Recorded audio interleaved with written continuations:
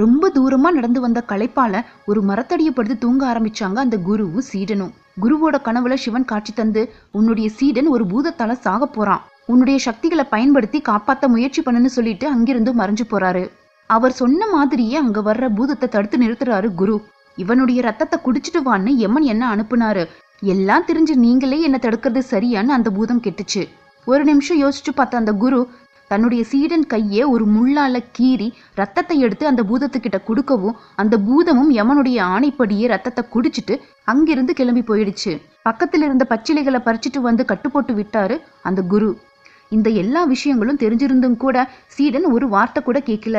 குரு ஏன்னு கேட்க சீடன் சொல்றான், குருவே, நான் உங்க மேல ரொம்ப பக்தி வச்சிருக்கேன், நீங்க எது செஞ்சாலும் அது என்னுடைய நல்லதுக்காகத்தான் இருக்கும்னு.